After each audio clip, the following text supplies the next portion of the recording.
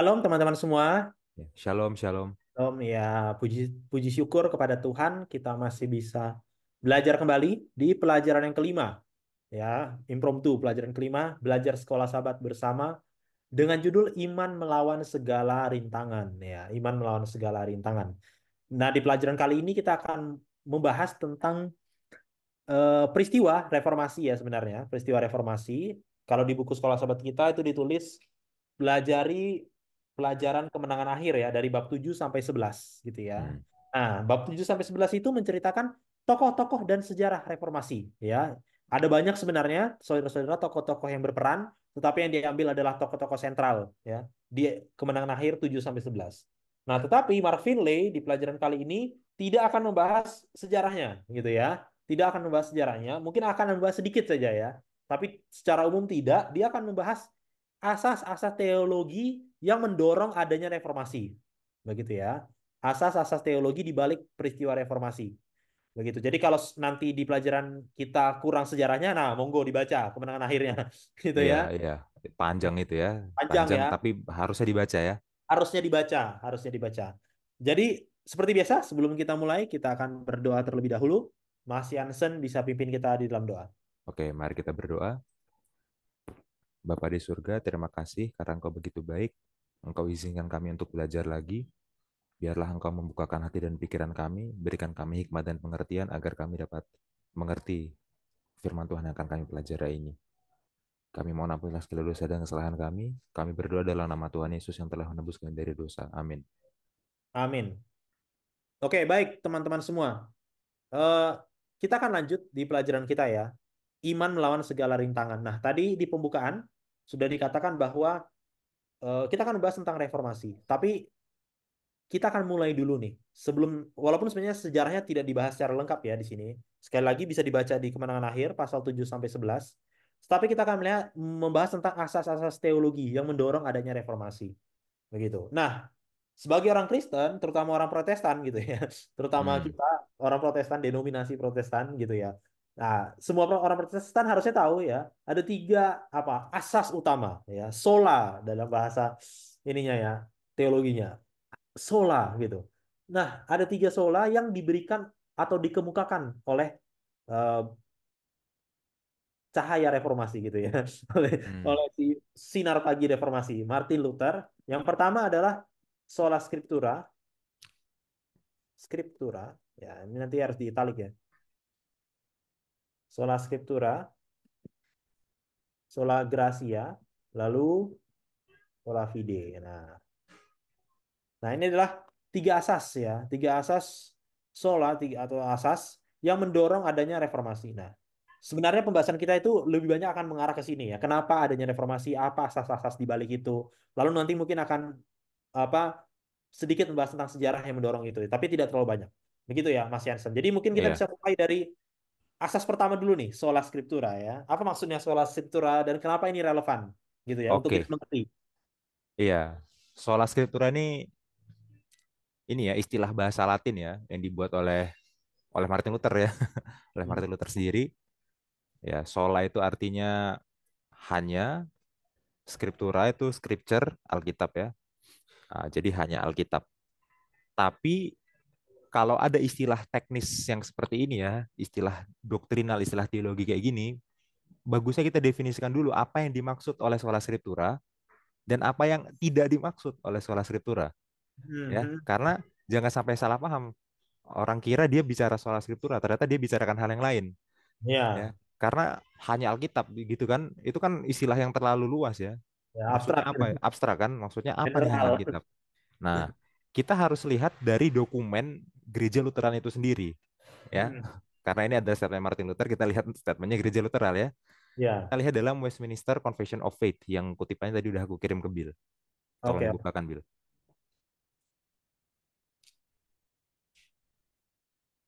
Ya. Ya, ini adalah pengakuan iman Westminster. Oke.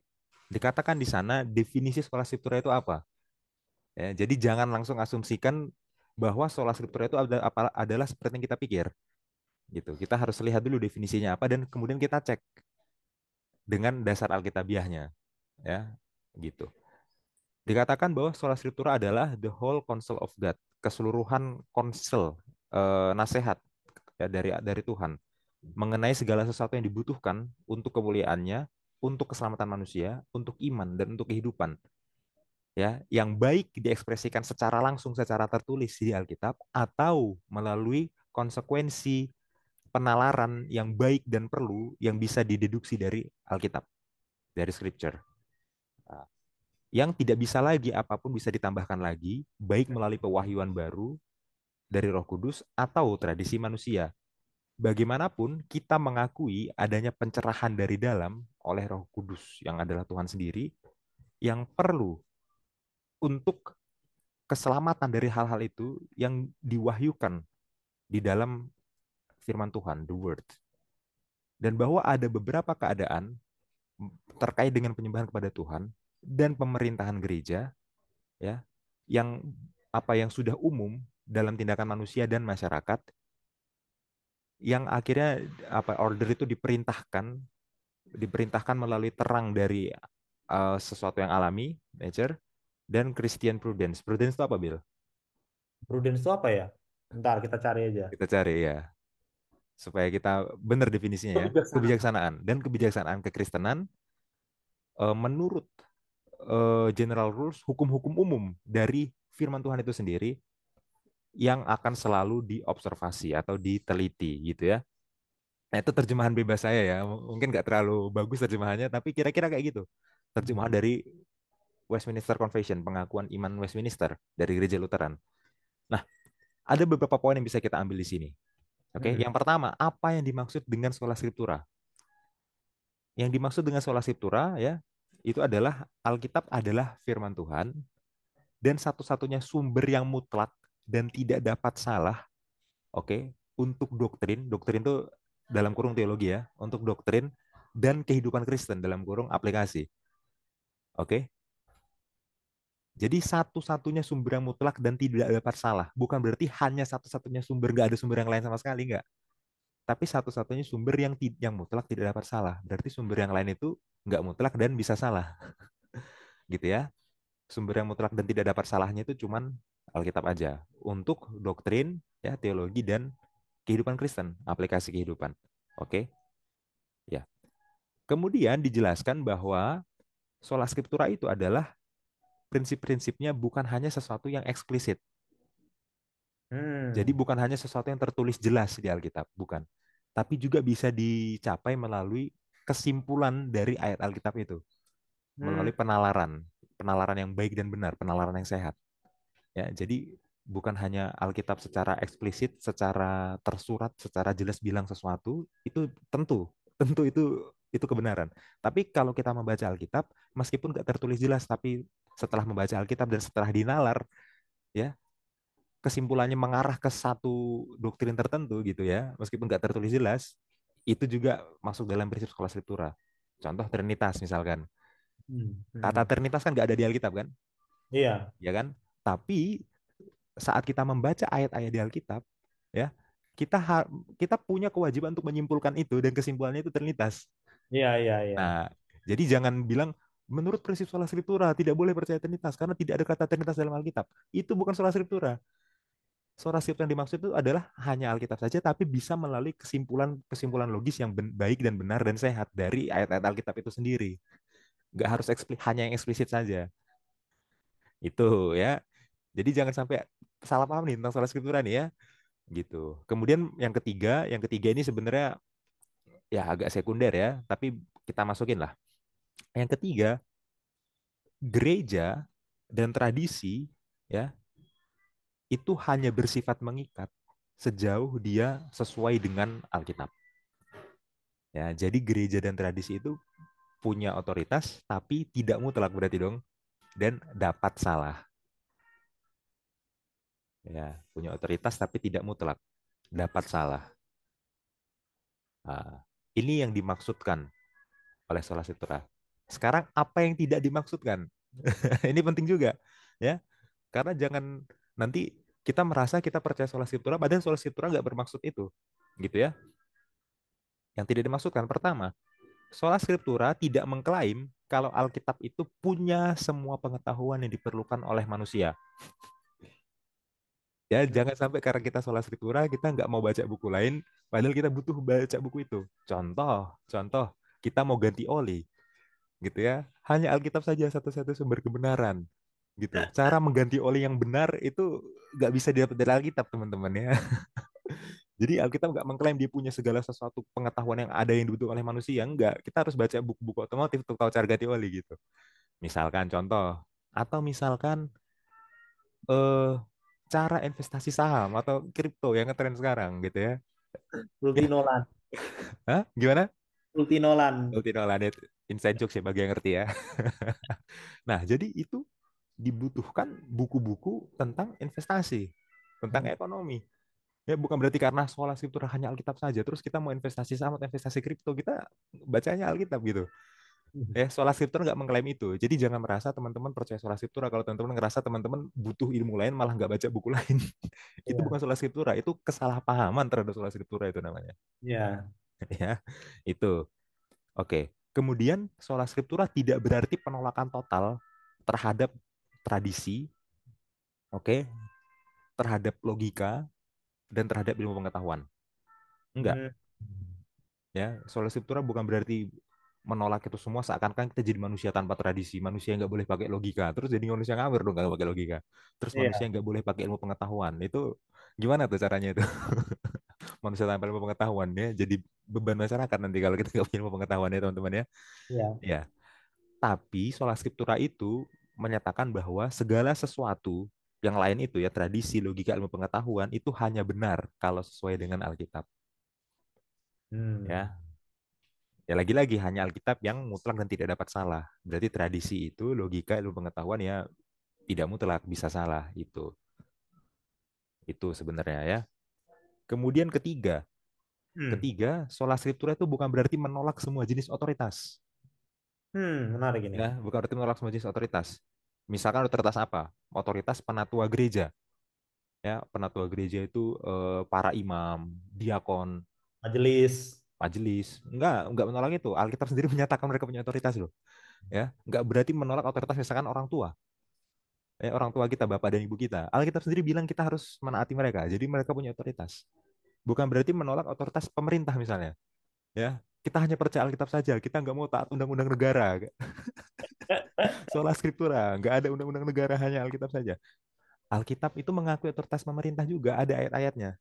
Ya, tapi semua otoritas tadi ya, penatua gereja, orang tua, pemerintah itu tunduk di bawah otoritas Alkitab. Nggak setara mereka. Ya, nggak setara. Mereka nggak mutlak dan bisa salah. Gitu. Lagi-lagi itu ya kuncinya ya. Hmm. Kemudian yang keempat dan yang terakhir, sola scriptura itu bukan berarti penolakan terhadap jenis pewahyuan yang lain.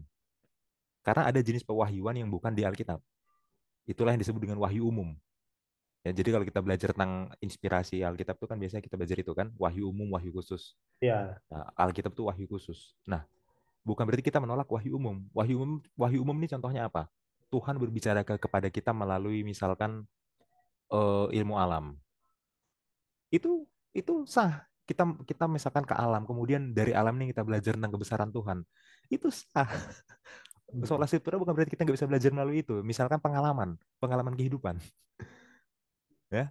Dari pengalaman kehidupan kita, kita bisa belajar dan Tuhan berbicara kepada kita melalui pengalaman.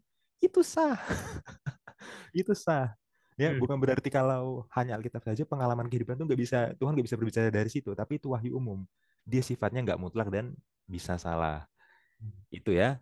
Jadi sekali lagi hanya Alkitab itu artinya itu nggak boleh langsung dipukul rata dengan salah paham gitu ya. Ya, dengan membaca Westminster Confession of Faith tadi, ya, pengakuan iman Westminster dari Gereja Lutheran, kita bisa paham bahwa oh ini yang dimaksud oleh sola scriptura dan apa saja yang tidak dimaksud oleh sola scriptura.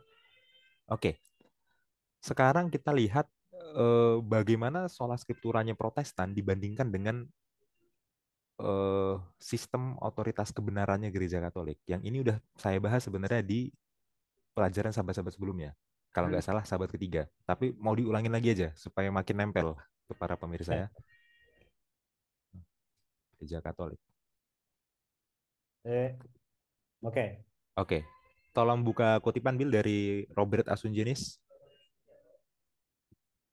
Nah, bagi yang ingat ya, di pelajaran beberapa sahabat sebelumnya, gereja Katolik itu punya otoritas rangkap tiga. Hmm. Oke, ini dikritik oleh Martin Luther ini. Salah satu tujuan utama reformasi itu ngekritik otoritas rangkap tiga ini ya. Apa otoritas rangkap tiga mereka? Yang pertama adalah Alkitab. Ya, jadi mereka mengakui Alkitab punya otoritas ya. Tapi nggak hanya Alkitab saja. Ternyata mereka menyetarakan otoritas Alkitab seimbang sejajar dengan tradisi ya dan magisterium. Magisterium ini apa? Magisterium ini adalah otoritas gereja yang dipegang oleh paus dan semua keuskupan di seluruh dunia gitu. Nah, jadi tradisi itu bagi mereka bukan sesuatu yang harus diuji oleh Alkitab, tunduk di bawah Alkitab, tapi seimbang sama Alkitab. Hmm. Magisterium juga bagi gereja Katolik, ya otoritas paus dan para uskup itu seimbang sama Alkitab. Jadi kalau paus ngasih dekret apa, itu harus seimbang itu derajatnya, mutlaknya ya dengan ayat Alkitab. Ya, ingat kita nggak menolak otoritas tradisi ya, kita nggak menolak otoritas magisterium ya, tapi kita menolak kalau dua ini adalah mutlak dan tidak dapat salah. Dua ini harus tunduk di bawah Alkitab. Mereka benar hanya kalau sesuai dengan Alkitab. Nah, sekarang apakah eh, ini benar ajaran kalau otoritas itu rangkap tiga? Ya, tentu saja tidak. Ya, ini juga udah saya jelaskan di pelajaran beberapa sahabat sebelumnya. Kita buka 1 Timotius 3:16. 1 Timothy. Timotius 3:16. Temannya Tius. Temannya Timothy. Ya lah. Tomo itu kan bahasa Jepang artinya teman.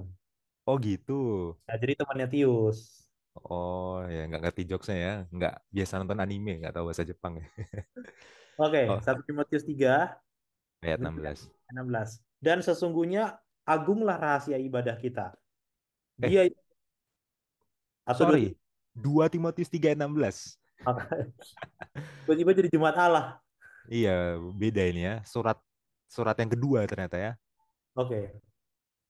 Segala tulisan yang diilhamkan Allah memang bermanfaat untuk mengajar, untuk menyatakan kesalahan, untuk memperbaiki kelakuan dan untuk mendidik orang-orang dalam kebenaran. Iya, jadi ini adalah cara Alkitab menjelaskan dirinya sendiri. Sebenarnya Alkitab itu apa sih menurut Alkitab itu sendiri gitu ya. Nah, Dan ini lebih jelas lagi konsepnya kalau kita baca dalam bahasa Yunaninya. hmm. Ya, coba Bill. 2 Timotius.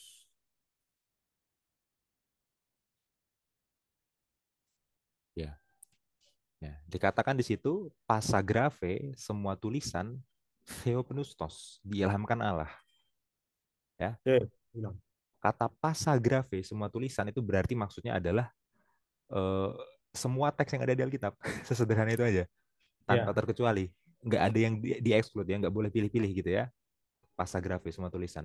Sekarang theopneustos dalam bahasa Indonesia diterjemahkan diilhamkan Allah. Ya, dalam bahasa aslinya theopneustos itu artinya adalah God breathed yang tadi diklik oleh Bill ya. Ini ya, God teman-teman. breathed, dinafaskan oleh Allah.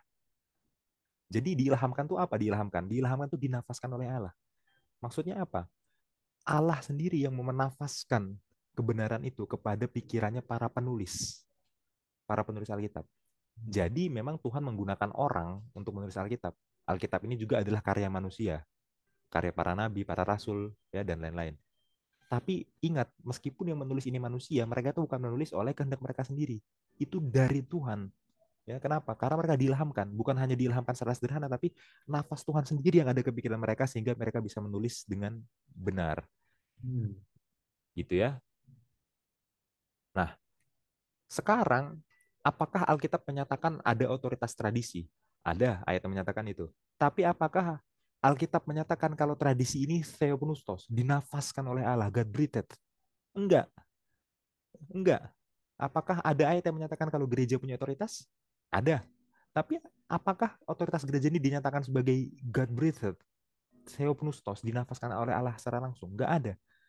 Hanya Alkitab saja yang dinyatakan sebagai dinafaskan oleh Allah secara langsung. God breathed, theopneustos. Hanya Alkitab saja yang punya karakter theopneustos itu. In fact, teman-teman, kata theopneustos ini adalah hapax legomenon. Ya. Hapax legomenon itu apa? Hapax legomenon itu istilah teknis untuk sebuah kata yang muncul hanya sekali dalam sebuah literatur. Nah, dalam hal ini literaturnya apa? Perjanjian baru. Jadi dalam seluruh perjanjian baru, dari Matius 1 ayat 1 sampai Wahyu pasal 22 ayat yang terakhir, kata Theopneustos itu hanya muncul sekali di ayat ini dan hanya untuk Alkitab. Begitu uniknya Alkitab sebagai sesuatu yang dinafaskan, God breathed oleh Allah sendiri. Hmm. Ya, sehingga hanya Alkitab yang mutlak dan tidak dapat salah. Jadi nggak ada otoritas rangkap tiga, nggak ada otoritas rangkap tiga. Ya, yang ada hanyalah otoritas Alkitab yang mutlak dan tidak dapat salah. Otoritas tradisi dan otoritas gereja harus tunduk pada Alkitab meskipun mereka punya otoritas. Itu yang benar. Ya, bahkan lebih lanjut lagi dinyatakan kalau fungsinya Alkitab menurut 2 Timotius 3 ayat 16 itu apa? Yang pertama menyatakan kesalahan kan? Iya, Berarti kesalahan apa? otoritas yang lain. Menyatakan kesalahan otoritas yang lain. Artinya apa? Kalau ada otoritas yang lain yang belok gitu ya, menyimpang, bisa ditegur, bisa dikoreksi gitu loh. Dikoreksi oleh Alkitab. Itu fungsinya. Menyatakan kesalahan. Kemudian memperlengkapi untuk perbuatan baik. Artinya membuat orang-orang Kristen mampu mengaplikasikan kebenaran dalam kehidupan. Itu. Setuju. Jadi dua itu. Dan ingat tadi kita di awal baca apa Westminster Confession ya, Ya, pengakuan iman Westminster dari Gereja Lutheran. Ya, kalimat-kalimatnya itu kan sebenarnya ngambil dari ayat ini. iya. Iya kan, kelihatan banget Saksi ya. dari ini ya. Iya, jadi itu semacam apa explanation, penjelasan dari ayat ini bahwa sola scriptura itu ya seperti ini gitu loh. Gitu ya. Nah, kemudian eh, Westminster Confession of Faith tadi juga bilang ya bahwa dalam sekolah scriptura kita mengakui perlunya pencerahan dari Roh Kudus. Ya tadi ada ya di Westminster Ya, Confession of Faith ya dikatakan kayak gitu ya. ya. Coba Spirit of God. ya, itu we Ini ya. acknowledge the Ini ya inward teman-teman. illumination of the Spirit of God ya, itu ya. Nah, itu juga ada dasar alkitabiahnya Hmm. dalam 2 Petrus 1 ayat 20 dan 21. 2 Petrus 1 ayat 20. Nah, sampai 21. Bahasa Indo dulu ya. Ya. Ya, untuk ayat ini kita hanya baca bahasa Indonesia aja cukup sih. Oke, oke. Yang terutama harus kamu ketahui ialah bahwa nubuat-nubuat dalam kitab suci tidak boleh ditafsirkan menurut kehendak sendiri. Sebab tidak pernah nubuat dihasilkan oleh kehendak manusia, tetapi oleh dorongan Roh Kudus orang-orang berbicara atas nama Allah. Iya. Jadi dulu para nabi waktu menulis Alkitab itu dituntun diilhami oleh Roh Kudus. Tadi ya God breathed, dinafaskan oleh Allah. Berarti konsekuensinya kalau kita mau menafsirkan juga supaya nggak salah, kita harus menafsirkannya sesuai kehendak Roh Kudus juga. Hmm. Karena dulu para penulisnya menulisnya sesuai kehendak Roh Kudus. Berarti kalau kita menafsirkannya harus sesuai kehendak Roh Kudus juga. Gitu loh. Berarti kita harus rendah hati ya, meskipun kita mengakui perlunya logika, perlunya rasional, kita harus rendah hati bahwa belajar Alkitab itu nggak boleh pakai pikiran sendiri, harus berdoa minta tuntunan Roh Kudus. Biarlah Roh Kudus yang sama yang mengilhamkan para penulis, Roh Kudus yang sama juga yang menjelaskan makna dari Alkitab itu kepada kita. Ini prinsip utama penafsiran ya. Dan dalam sejarah reformasi ya, karena supaya apa aspek sejarahnya nggak sama sekali hilang ya. Iya, ya, benar-benar. Dalam sejarah reformasi itu terjadi dalam percakapan antara John Knox dengan Ratu Skotlandia Mary. Nah, percakapan itu ditulis di pelajaran hari Selasa, Nah, benar. paragraf terakhir. Coba kita buka ya. Ya, Selasa, paragraf. paragraf terakhir ya dari kemenangan akhir itu ya dikutipnya ya, halaman 213 dan 214.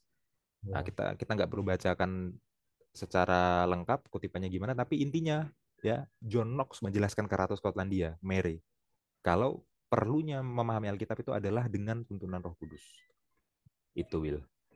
Ya. Ini untuk sola scriptura. Iya, bagus banget ya, bagus banget. Dan apa namanya?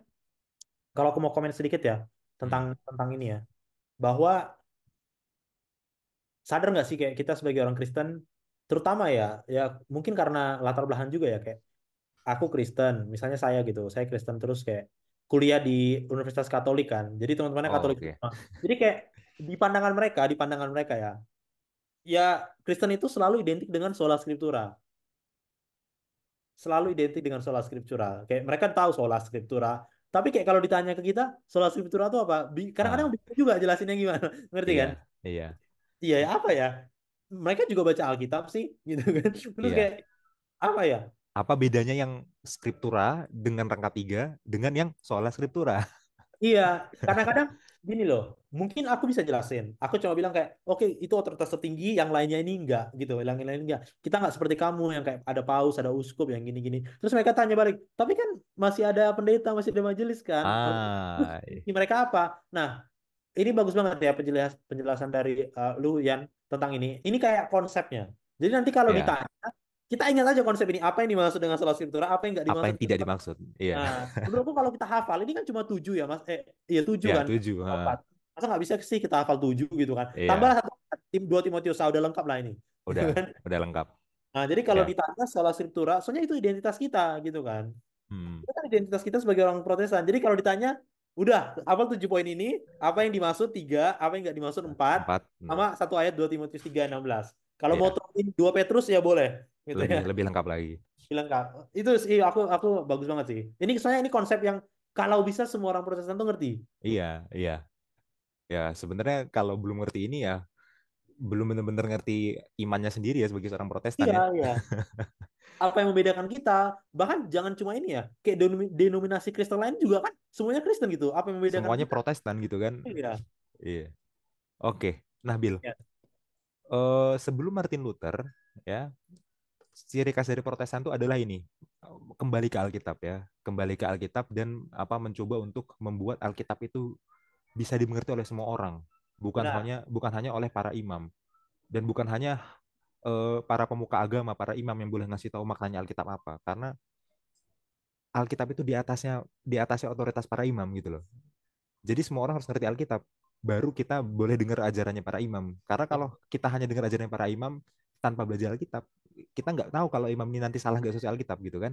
Iya. Nah, akhirnya muncullah gerakan sebelum reformasi itu gerakan menerjemahkan Alkitab. Hmm. Gerakan menerjemahkan Alkitab gitu. Kita mulai dari John Wycliffe yang kita udah bahas dari pekan lalu ya. Iya Nah, benar. John Wycliffe. Pada eranya John Wycliffe ya, orang itu nggak punya akses, yang pertama, orang nggak punya akses ke bahasa asli Alkitab. Jadi orang nggak punya akses itu ke bahasa Ibrani, ke bahasa Yunani. Hmm. Orang nggak ngerti itu. Terus kalau gitu orang dari mana? Dari terjemahan? Enggak juga. Enggak juga, ini masalahnya. Kalau orang nggak ngerti bahasa asli, nggak ngerti bahasa Ibrani, bahasa Yunani, harusnya pakai bahasa terjemahan dong. Iya. Logikanya gitu dong. Ini Ternyata kita enggak. sekarang lah. Kayak kita sekarang, ternyata enggak juga. Ternyata di zaman itu, orang-orang yang nggak punya akses ke bahasa asli Alkitab juga nggak punya terjemahan dalam bahasa lokalnya. Wah, ini kan gila juga ya. Bahasa asli nggak punya, nggak ngerti. Bahasa lokal nggak belum ada terjemahannya. Terus mereka Alkitabnya pakai apa? Pakai terjemahan yang diakui oleh gereja saat itu adalah terjemahan bahasa Latin. Nah, Nah, itulah yang disebut dengan Alkitab Vulgata. Ya, orang dalam bahasa Inggris bilangnya Vulgate ya, tapi dalam bahasa Latin itu sebenarnya Vulgata. udah Ya, dah. Vulgata ya. Itu Alkitab Vulgata. Jadi bahasa asli enggak, bahasa lokal enggak. Orang hanya pakai satu terjemahan yang adalah otoritas gereja namanya terjemahan Vulgata, terjemahan bahasa Latin. Dan yang ngerti bahasa Latin ini cuma para imam. Akhirnya cuma para imam lah yang bisa belajar Alkitab, yang bisa membaca Alkitab. Orang-orang nggak ngerti Alkitab. Dan akhirnya orang cuma nurut apa yang dibilang oleh imam-imamnya. Hmm. Ironis sekali.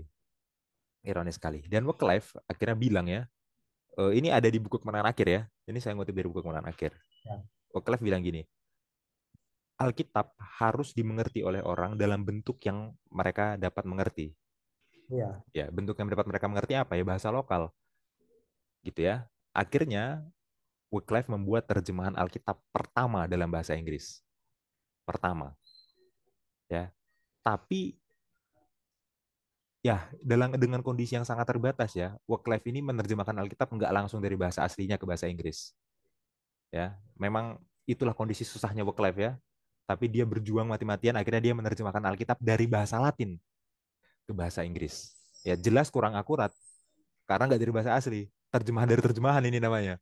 Tapi minimal, minimal orang bisa mengerti Alkitab dalam bahasa lokalnya. Ya, Minimal nggak orang ada lah Inggris, sumbernya. iya, minimal orang Inggris bisa baca Alkitab dalam bahasa Inggris. Itu ya.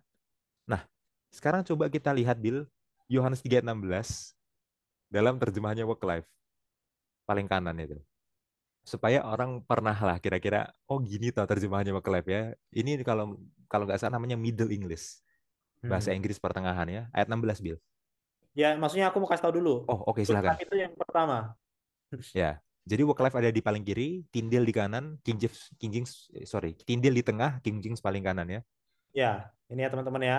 Jadi kita lihat Yohanes 3 ayat 16. Ya, monggo yang dibaca. Gue nggak bisa baca. Sama, sama ya. Ini bagi yang jurusan sastra Inggris, tolong dikoreksi di kolom komentar ya. Tapi gimana Eh, cara mereka koreksi juga? Kan di kolom atau komentar. bikin video, kirim linknya ke kami. Oh gini loh cara baca yang bener ya. Ya, for God, lo saw the word that he gave his own begotten son, that each man that believeth in him perish not, but have everlasting life. Ya, bahasa Belanda. Ya, lebih dekat ke Jerman sebenarnya ini, Bill. Jerman Ya, ya, oke. ya. Jadi Middle English itu sangat dekat ke Jerman dan memang bahasa Inggris, bahasa Jerman, bahasa Belanda itu Ya. adalah rumpun Germanic language. Aha. Gitu ya. Nah, mungkin tolong di copy Bill Oke, supaya oke, oke. supaya di notes-nya ini orang bisa oh gini tuh terjemahannya McLeod ya. Iya, Ya, versi John. McLeod. Nah, ini terjemahan dia. Sangat beruntung orang-orang yang ada di abad itu ya bisa membaca Alkitab akhirnya dalam bahasa lokal mereka, bahasa Inggris gitu ya. Dan pendekatannya John McLeod ini adalah literal translation. Hmm, hmm. Jadi dia pendekatannya adalah literal, artinya word per word, kata per kata. Dia menerjemahnya kata per kata, gitu. Oke, Capek juga ya menerjemahkan satu Alkitab. iya, ya, itulah dedikasi demi orang bisa mengerti kebenaran. Makanya reformasi itu ya punya dampak besar bagi kita ya, dedikasinya itu ya untuk menerjemahkan Alkitab ini ya, gitu. Selanjutnya yang menerjemahkan Alkitab selanjutnya adalah Tyndale. Hmm. Tyndale ini setelah work life, ya. Nah, Tyndale inilah orang pertama yang menerjemahkan Alkitab ke bahasa Inggris dari bahasa asli, gitu ya. Uh, Teks Yunani yang dipakai Tyndale itu adalah teks Yunani dari Erasmus.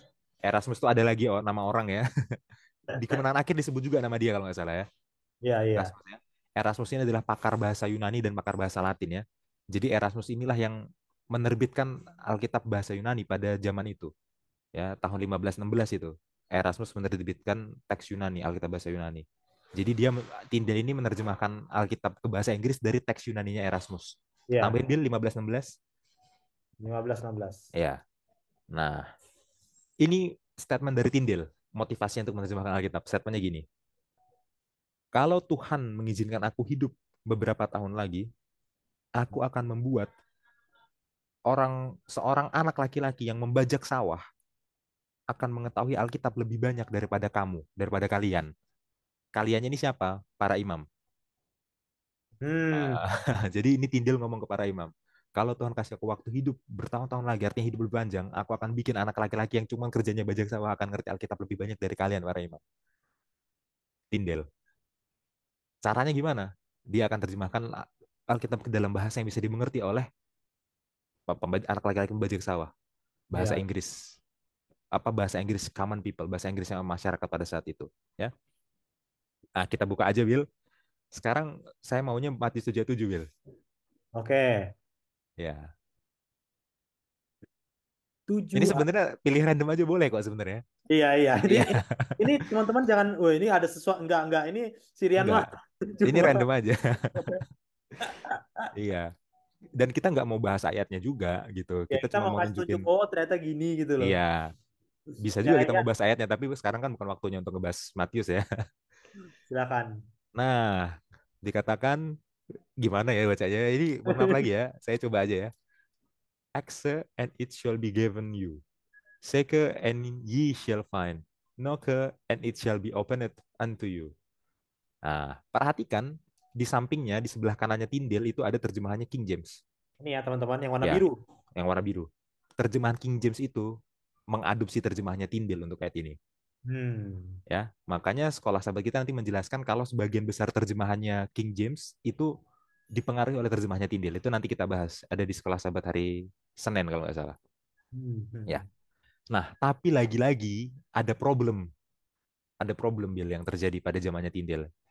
Problem yang terjadi adalah ternyata Tyndale tidak sempat menyelesaikan terjemahan Perjanjian Apa tuh? Lama. Tyndale belum sempat menyelesaikan terjemahan Perjanjian Lama. Jadi Hmm. terjemahan yang full sampai selesai itu Perjanjian Baru. Terjemahan Perjanjian Lamanya Tyndale itu belum selesai. Meskipun dia udah coba menerjemahkan, udah mulai prosesnya, tapi belum sampai selesai. Yang selesai itu cuma 5 kitab Musa dan Yunus. Oh. Nah, jadi Tyndale ini nggak full satu Alkitab. Ya, mungkin keterbatasan waktu dan lain-lain ya. Jadi 5 kitab Musa, kitab Yunus, dan seluruh Perjanjian Baru. Hanya itu yang diterjemahkan oleh Tyndale. Ya, lagi-lagi mereka melakukan yang terbaik di tengah keterbatasan mereka ya. Tyndale sudah melakukan yang terbaik ini. Ya, Hmm. jadi bagi eh, orang-orang yang mau membaca kitab Perjanjian Lama selain 5 kitab Musa dan kitab Yunus, mereka harus cek terjemahannya Wycliffe jadinya.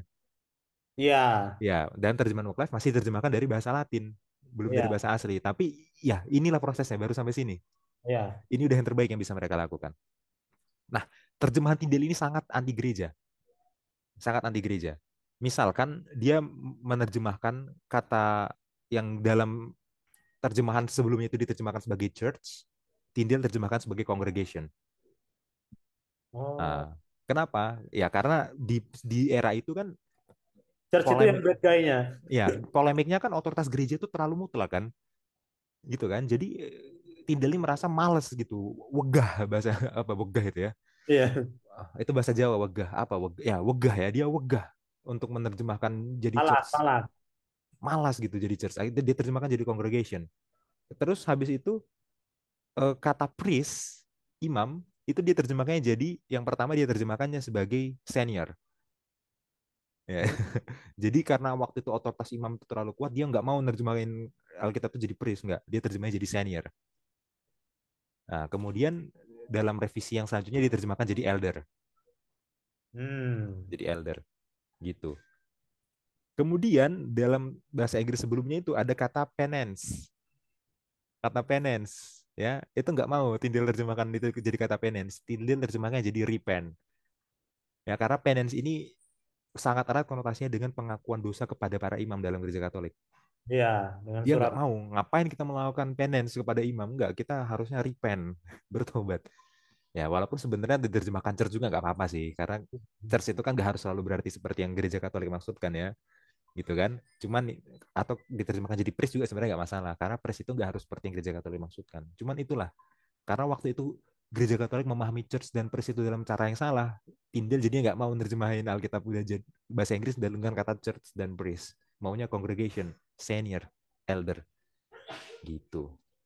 Ya, ini terjemahan Eh, Tyndale. Menarik ya. Nah, kemudian ada terjemahan-terjemahan lain yang adalah produk Protestan yang ada setelah Tyndale tapi sebelum King James. Ini hmm. nggak bisa kita jelaskan, bukan nggak bisa karena nggak ada catatannya, tapi nggak bisa karena waktunya nanti jadi terlalu lama. Ya. Ya, jadi kapan-kapan kita bisa jelasin, tapi ada yang pertama terjemahnya Coverdale, Gimana tuh tulisannya? Coverdale, Oke. ya 1535. Oke, kemudian ada Matthew's Bible, itu 1537. 137. Ya, kemudian The Great Bible 1539. The Great Bible 15. 1539. Ini by the way ini adalah authorized version. Authorized version itu versi otoritatifnya pemerintahan Inggris ya. Ini adalah authorized versionnya pertama, tapi ini atas perintah Raja Henry, bukan atas perintah Raja James. Di zaman ini belum Raja James. Ya, belum Raja James. Jadi ini atas perintah Raja Henry ini, Raja Henry ke-8 ya. Ya. Kemudian setelah itu ada Geneva Bible, ini sangat terkenal nih. Geneva Bible, pasti Bill juga pernah dengar. Pernah. Geneva Bible 1560. Ini adalah Alkitab yang dipakai oleh Shakespeare. Shakespeare, William Shakespeare, sang pujangga ternama dari Inggris itu ya. Jadi Ya. banyak orang yang kira Shakespeare itu pakai King James. Oh, enggak, Shakespeare tuh lebih Lebih lebih tua sering, lagi. lebih tua lagi dia pakainya Geneva. Ya, memang kalau kita bahas ini kita jadi kayak belajar sastra Inggris ya, tapi nggak apa-apa ya. Oke, sekarang kita masuk ke King James. Oke, oke. Ya, King James Version ya. King James Version ini jelas atas perintah Raja James. Ya, makanya namanya King James Version karena ini versi terjemahan yang diperintahkan oleh Raja James. Tolong terjemahkan Alkitab, gitu ya. Dan Raja James ini ya memerintahkan para pakar bahasa Ibrani terbaik, pakar bahasa Yunani terbaik dari Cambridge dan Oxford, Hmm. ya, dari Cambridge dan Oxford.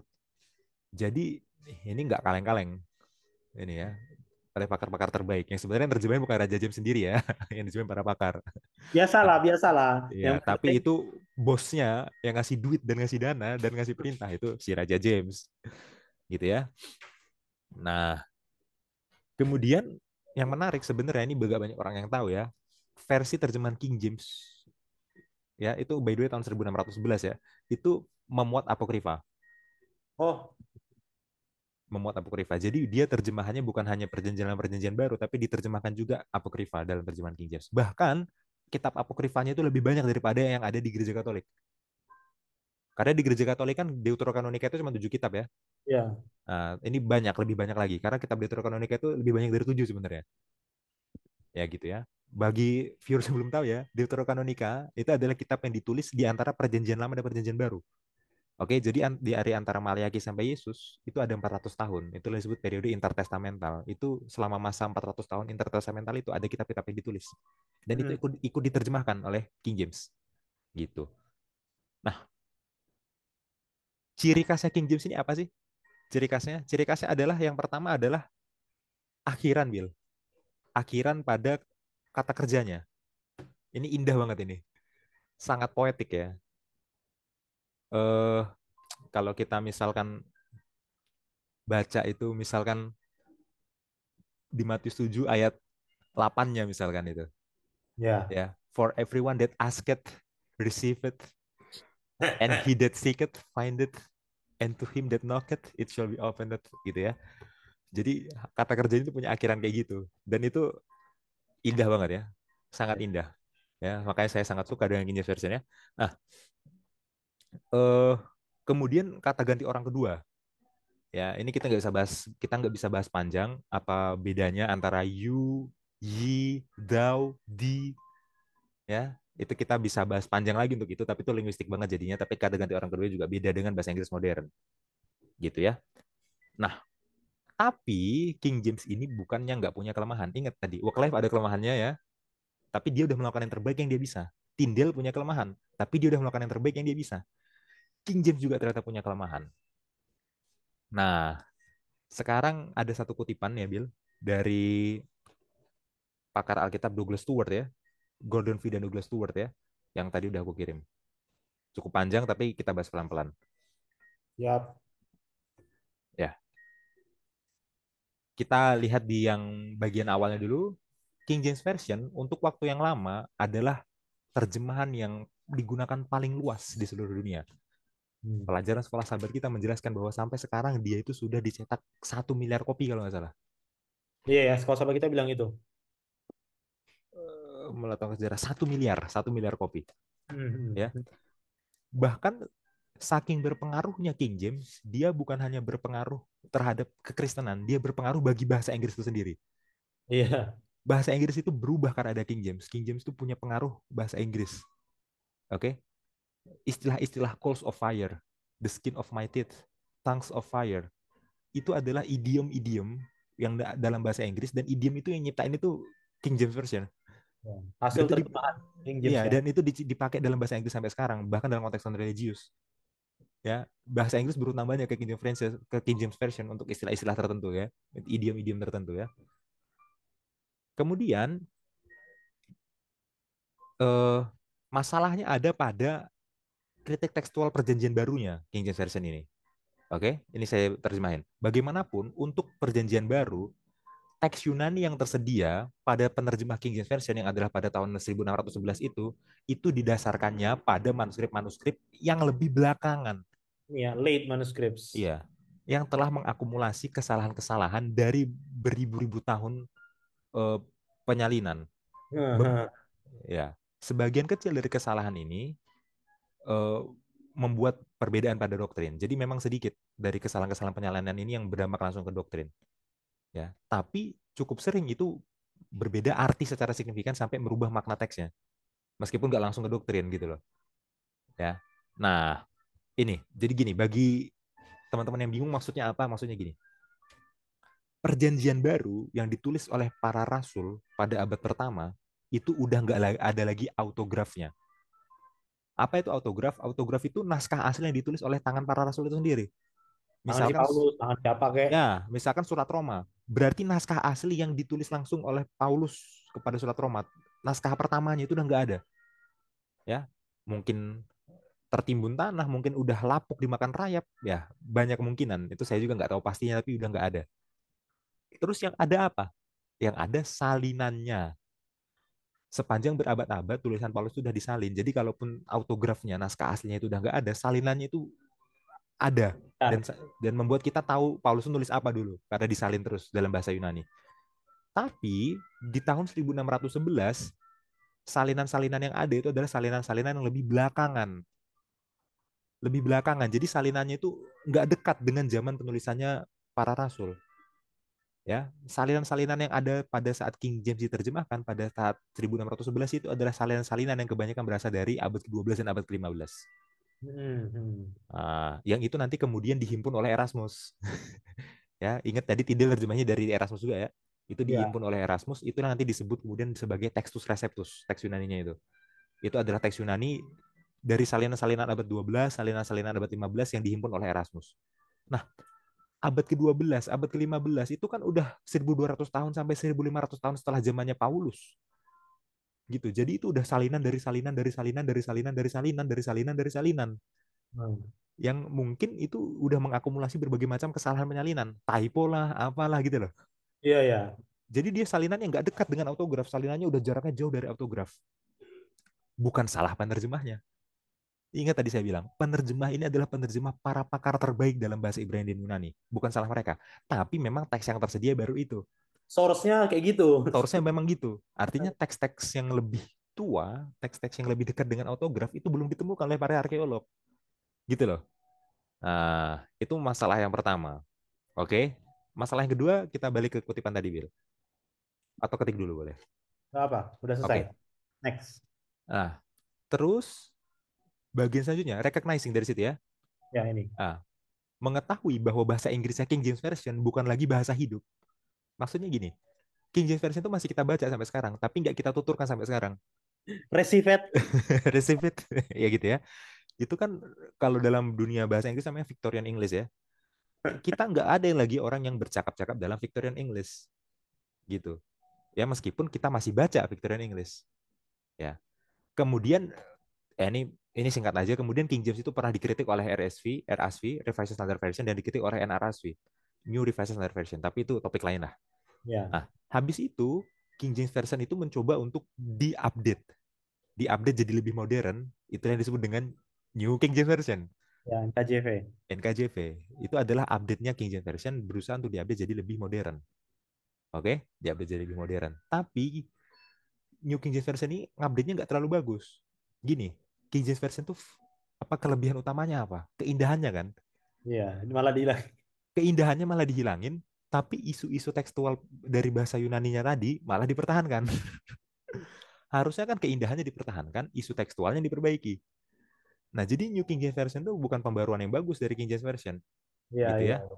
Ah, makanya untuk studi akhirnya dengan pengetahuan bahasa Yunani yang ada di zaman modern ini dengan manuskrip-manuskrip yang lebih kuno yang ditemukan, misalnya Codex Vaticanus, Codex Sinaiticus, ya itu kodeks-kodeks yang lebih dekat dengan autograf itu, maka untuk studi sebenarnya lebih lebih akurat Pak kalau pakai terjemahan-terjemahan modern, Ya, ya. Tapi King James Version ini, ya itu terjemahan yang luar biasa. Ya itu punya kontribusi yang luar biasa untuk semua terjemahan Alkitab bahasa Inggris sampai sekarang dan untuk bahasa Inggris itu sendiri. Ya, hmm. King James Version adalah sebuah simbol ya bahwa common people itu bisa ngerti Alkitab dalam bahasa lokalnya sampai semasif itu. Gitu ya. Nah, sekarang ini mungkin nggak terlalu nggak terlalu panjang tapi saya mau kasih contoh jebakan-jebakan yang ada di King James Version. Oke, oke. Jebakannya itu ini. Ada kata yang dipakai di zamannya King James, ya, yang masih kita pakai sampai sekarang, tapi sekarang artinya udah beda. Artinya udah berubah. Tolong bukakan Bill dalam King James Version 2 Timotius 4 ayat 1. Satu ayat aja. Contohnya banyak sebenarnya. Dikasih ratusan ayat pun bisa ya. Tapi contohnya satu aja. 2 Timotius 4 ayat 1. Contoh apa nih kita sebut nih? Contoh Kalau satu orang yang pakar dalam studi King James itu namanya Mark Word. Mark Word ya. Itu bilangnya false friend. false apa? False friend. Kita False. kira false friend. Jadi kita kira itu teman kita, ternyata itu sesuatu yang teman kita yang lain lagi. Teman juga tapi ternyata teman yang lain. Oke, oke, oke. Di mana tadi? 2 Timotius 4 ayat 1.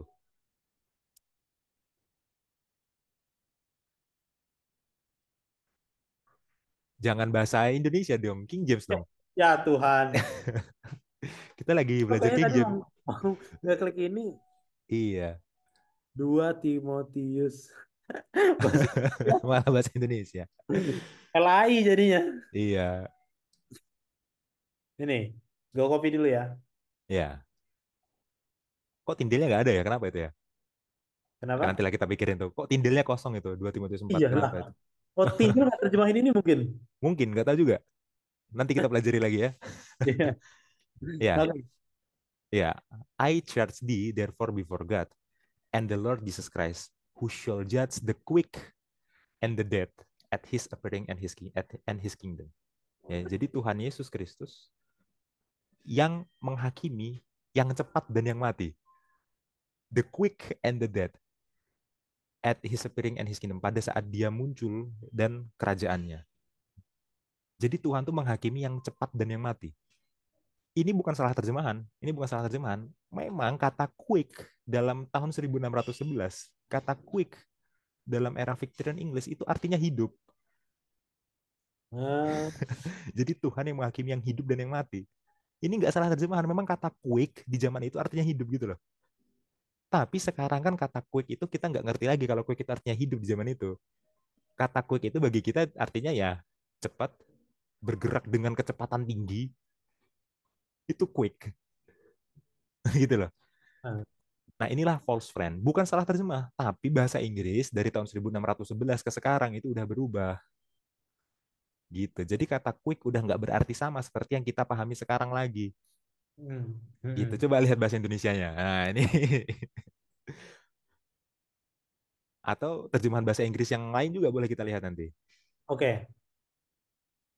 Ya, di hadapan Allah dan Kristus yang akan menghakimi orang yang hidup dan yang mati. Quick ya, akan berpesan dengan sungguh-sungguh kepadamu demi penyertaannya dan demi kerajaannya. Coba Bill, NSB, LEB, NIV. 2 Timotius.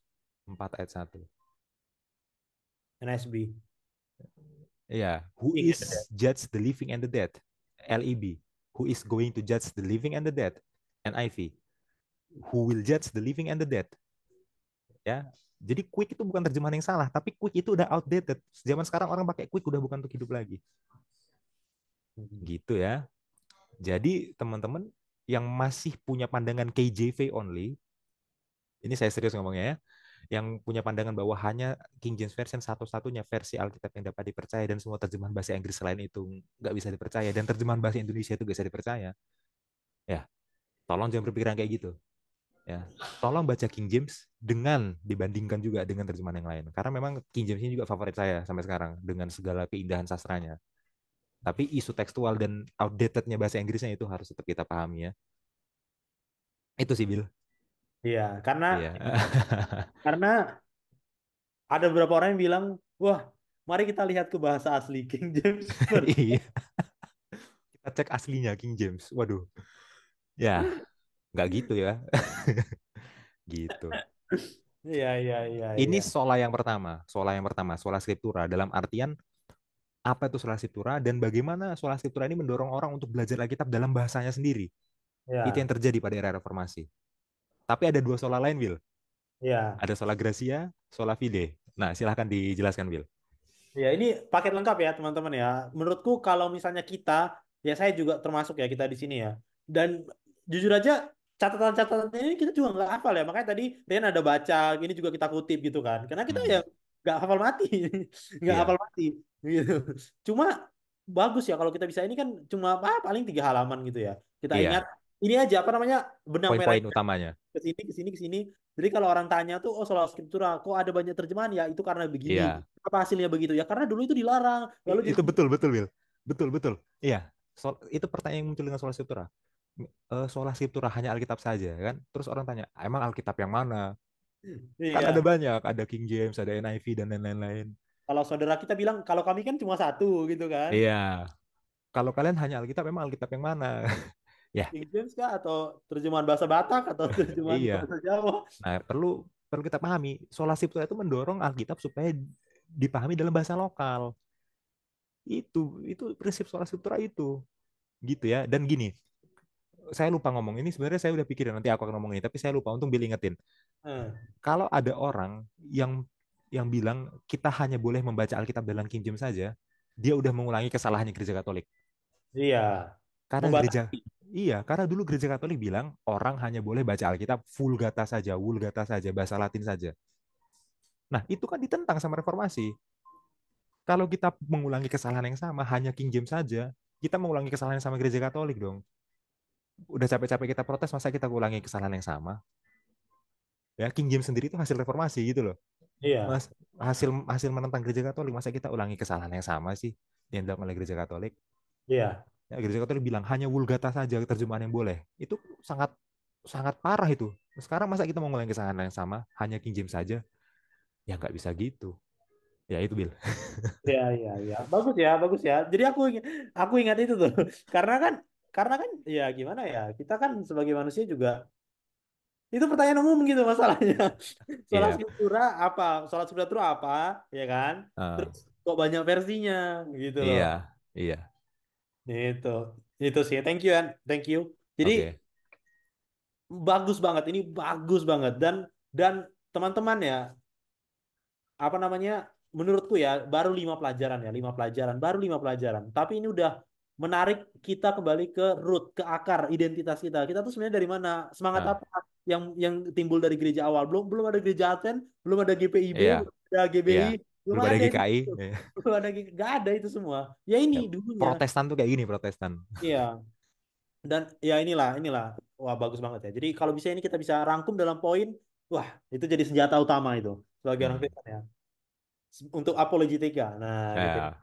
Apologetika. Oke, oke. Thank you Yan untuk penjelasan asas pertama ya, sola scriptura. Nah, sekarang kita lanjut ke sola gratia dan sola fide. Nah, ini akan agak agak sedikit panjang. Jadi saya tadi udah bilang dulu sama Rian waktu kita bagi-bagi tugas gitu ya. Sebenarnya kita Hmm. bukan bagi tugas sih, kita belajar sendiri. Terus habis itu aku apa yang bisa kita mau ngisi di mana gitu ya. Sebagaimana Ya. impromptu lah pada biasanya gitu ya. Lu Ya. belajar apa, gue belajar apa, terus kita gabung gitu kan. Hmm. Nah, jadi untuk asas sola gratia dan sola fide ini teman-teman, itu kalau di pelajaran kita ada dari hari Rabu, hari Kamis, dan hari Jumat gitu ya. Hari Rabu, hari Kamis, dan hari Jumat. Dan terutama pertanyaan-pertanyaan diskusi hari Jumat. Begitu ya. Jadi untuk penjelasan ini sebenarnya nanti saudara akan bisa langsung menjawab 1 sampai 4 pertanyaan hari Hmm. Jumat. Gitu ya. Ya, langsung sekaligus. Sekaligus. Jadi kalau nanti note kita ini agak panjang, wajar saja karena kita nanti nggak akan bahas lagi satu persatu ya. Udah terjawab semua.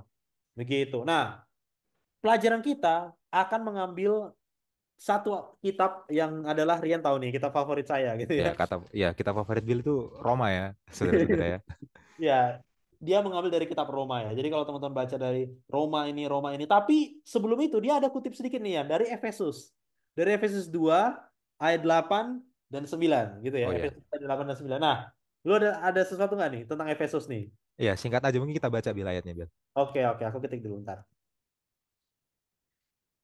Efesus itu di hari Rabu ya teman-teman ya. Yang Hmm. bacalah itu. Di bagian bacalah. Ya ini. Ya.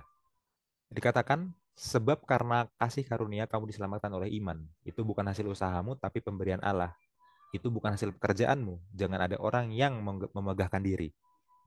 Nah, jadi jangan kita berpikir sistem pahala. Oh, audio Bible ya. Jangan kita berpikir sistem pahala. Kita itu seperti menabung perbuatan baik, dan dari banyaknya perbuatan baik itu kita diselamatkan. Nggak bisa. keselamatan itu bukan karena perbuatan baik kita, ya, tapi itu cuma pemberian Allah.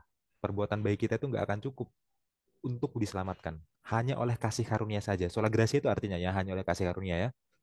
Hanya oleh kasih karunia kita diselamatkan. Artinya Tuhan saja yang memberikan secara cuma-cuma keselamatan itu, makanya kita selamat. Iya, Terus pertanyaannya kalau gitu nggak perlu berbuat baik dong. iya. Kan Nah, keselamatan tuh cuma diberikan secara cuma-cuma. Jadi iya. kalau udah dikasih dan keselamatan itu bukan diraih melalui perbuatan baik, ngapain kita berbuat baik lagi? Orang udah dikasih, gampang jawabannya. Baca ayat 10-nya. Hmm. Ayat 10-nya. Karena kita ini buatan Allah, diciptakan dalam Kristus Yesus untuk melakukan pekerjaan baik yang dipersiapkan Allah sebelumnya. Ia mau supaya kita hidup di dalamnya. Ternyata begitu Paulus dalam Efesus 2 ayat 8 sampai 9 bilang keselamatan itu bukan oleh perbuatan baik, keselamatan itu hanya oleh kasih karunia saja, keselamatan hanya oleh pemberian saja. Di ayat selanjutnya dia langsung bilang perlunya perbuatan baik. Hmm. Ternyata perbuatan baik di sini dijelaskan oleh Paulus sebagai hasil dari keselamatan. Karena sudah diselamatkan, maka berbuat baik. Menghidupkan keselamatan itu. Keselamatan yang sudah diberikan itu dihidupkan dengan perbuatan baik. Bukan supaya sudah diselamatkan, tapi karena sudah diselamatkan. Hmm. Hmm. Hmm. Nah, ya, jadi bagi orang Kristen, pelajaran sederhana secara teologi dan praktikal, ya, dalam perbuatan baik kita, jangan kita pikir itu usaha untuk mencapai keselamatan. Iya. Pikirkanlah bahwa Tuhan Yesus sudah menebus kita dari dosa, Tuhan sudah menyelamatkan kita, maka kita merespon itu dengan berbuat baik. Itu Hmm. aja, Bill. Oke, itu Singkat. itu bagus banget ya untuk mengawali studi di Kitab Roma. Di Kitab Roma ya, itu Ya. bagus banget untuk mengawali studi di Kitab Roma. Nah, apa yang akan saya lakukan adalah saya akan paste semua ini, nanti teman-teman baca sendiri, gitu ya. Ya, ini nggak akan cukup waktu teman-teman untuk kita saya ngetik lalu nanti kita semua ini ya, apa namanya? Gimana sih cara Ah, teh? udah biasa ngopi kok. Bukan ngopi Eh, itu. pace. Iya ini. Nah, saya akan cepat. Dan ini adalah pertanyaan besar ya. Ini adalah pertanyaan besar terutama saya karena yang dikutip di sini adalah Roma 3, Roma 6, Roma 5, Roma 8 ya. Itu adalah bagian paling sulit di kitab Roma ya, teman-teman. Itu Iya. adalah bagian paling sulit, paling sulit di kitab Roma, Roma 5 dan 8 terutama. Nah, jadi saya akan mulai dulu dari konteks ini ya. Roma 5 dan 8 ini ditulis dengan latar belakang keluarnya Israel dari tanah Mesir. Jadi bahasa-bahasa yang dipakai adalah bahasa-bahasa Exodus, bahasa-bahasa keluaran. Nah, Hmm. kalau kita buka di Yeremia, ya, Yeremia 23, dua lagi, 23. Ya, ayat 5 sampai 8. Boleh baca, Yan, tolong? Iya. Sesungguhnya waktunya akan datang, demikianlah firman Tuhan, bahwa aku akan menumbuhkan tunas adil bagi Daud. Ia akan memerintah sebagai raja yang bijaksana dan akan melakukan keadilan dan kebenaran di negeri. Dalam zamannya Yehuda akan dibebaskan, dan Israel akan hidup dengan tenteram. Dan inilah namanya yang diberikan orang kepadanya. Tuhan, keadilan kita. Sebab Hmm. itu, demikianlah Tuhan sesungguhnya waktunya akan datang. Bahwa orang tidak lagi mengatakan demi Tuhan yang hidup yang menuntun orang Israel keluar dari tanah Mesir. Melainkan demi Tuhan yang hidup yang menuntun dan membawa pulang keturunan kaum Israel keluar dari tanah utara dan dari segala negeri kemana ia telah mencerai beraikan mereka. Maka mereka akan tinggal di tanahnya sendiri. Iya. Poinnya ada di ayat 7 dan 8, teman-teman. Hmm. Jadi di ayat 7, ini kita bayangkan orang Israel ya. Orang Israel itu kan berapa tahun, 40 tahun gitu kan. Dan yang masuk kan bukan orang tuanya lagi gitu ya, anak-anaknya. Ya. Jadi kata Tuhan ya, melalui Nabi Yeremia ya, bahwa nanti akan ada saatnya kita nggak orang Israel ini nggak akan bilang, oh ini adalah Tuhan yang menuntun nenek moyang saya dulu dulu dulu dulu. Hmm. Tapi apa? Diganti, melainkan inilah Tuhan yang telah menuntun saya, gitu ya. Jadi Hmm. diganti peran Tuhan apa namanya perpanjangan Tuhan itu terjadi bukan hanya untuk nenek moyang saya, tapi untuk saya. Nah, Hmm. Paulus mengerti konsep ini lalu di dalam Roma 4 sebelum kita masuk ke Roma 5 nanti dan Roma 6 yang adalah pelajaran sekolah sahabat kita. Di Roma 4 ayat 13 dia bilang begini, sebab bukan karena hukum Taurat telah diberikan janji kepada Abraham dan keturunannya bahwa ia akan memiliki dunia, tetapi karena kebenaran berdasarkan iman. Jadi janji kepada Abraham yang cuma Kanaan itu di generalisir, di universal, Ke seolah-olah semua dia bangsa. ke semua bangsa memiliki dunia gitu Hmm. ya. Sehingga orang yang percaya kepada Yesus bukan hanya dalam konteks orang Yahudi, wah itu karena nenek moyang saya, gitu Hmm. ya. Tetapi itu juga karena Tuhan telah memberikan janjinya kepada saya, begitu.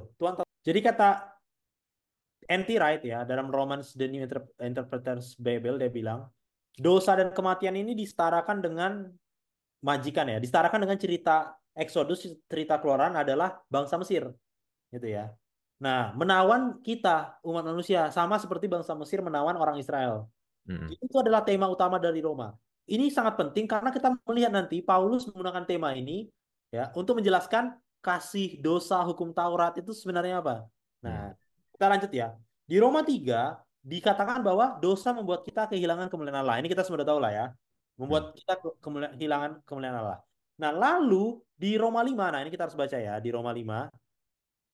Di Roma 5 ayat 2 itu dikatakan oleh dia kita juga beroleh jalan masuk ya lihat kata-katanya oleh dia oleh Yesus kita Mm. beroleh jalan masuk oleh iman Oh. kasih karunia ini di dalam kasih karunia ini kita berdiri dan kita bermegah dalam pengharapan akan menerima kemuliaan Allah. Jadi konsepnya adalah kita ditawan oleh dosa kita kehilangan kemuliaan Allah.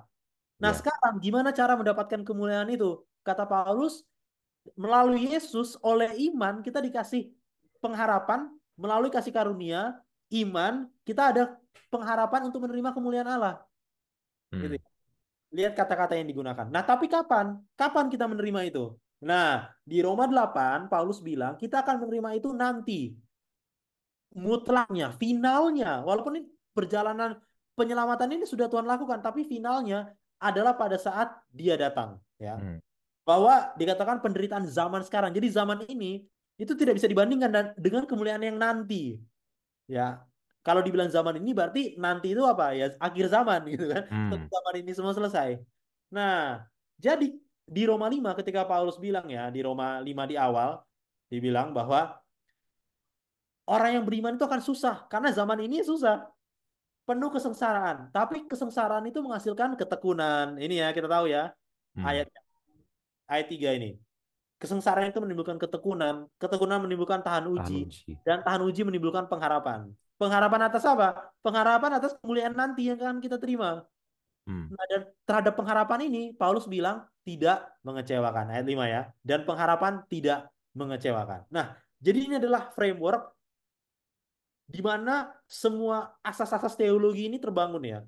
Iman, pengharapan, ya, melalui dan hukum Taurat. Nanti kita akan lihat hubungannya.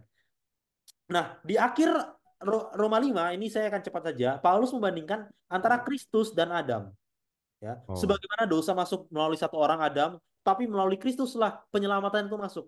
Dibandingkan ya, bahwa dari mulai Adam kecenderungan dosa itu diberikan kepada manusia. Manusia mulai dari Adam cenderung berbuat dosa akibat Adam. Bukan dosanya ditransfer, tapi kecenderungannya, ya. Mm. Nah, lalu Ya. sampailah di ayat yang paling kontroversi yang menurut saya harus kita bahas, yaitu Roma 5 ayat 20 sampai 21. Nah, coba Mas Yansen baca ini. Ya. Tetapi hukum Taurat ditambahkan supaya pelanggaran menjadi semakin banyak. Di mana dosa di mana dosa bertambah banyak, di sana kasih karunia menjadi berlimpah-limpah. Hmm, Supaya sama seperti dosa berkuasa dalam alam maut, demikian kasih karunia akan berkuasa oleh kebenaran untuk hidup yang kekal oleh Kristus Yesus, Tuhan kita. iya. Ayat, ayatnya sangat kontroversi ya. Tadi Mas Yansen baru baca kalimat pertama, perasaan langsung ini ya. Nah, di sini digambarkan bahwa hukum hukum Taurat itu diperkenalkan menjadi cermin, menjadi alat ukur ya, yang sebelumnya kita tidak tahu nih, ini dosa atau tidak. Ya, sekarang kita menjadi tahu.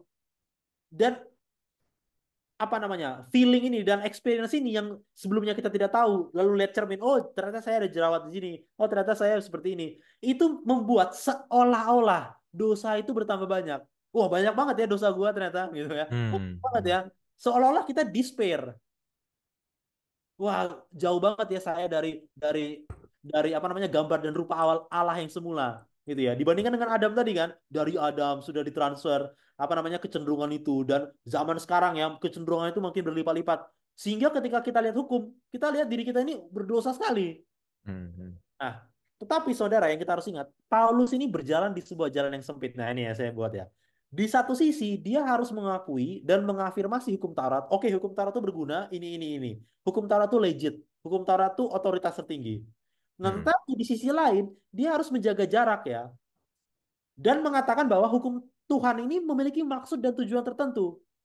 Dan apabila hukum ini digunakan tidak sesuai dengan tujuannya, maka akan ada jatuh pemahaman yang salah. Itulah di Hmm, pertanyaan nomor 2, hari Jumat. nomor dua ya. Menurut Anda, mengapa begitu mudahnya pikiran kita tergelincir ke legisme? Bagaimana Anda mendefinisikan legisme? Mengapa hal itu sangat merusak?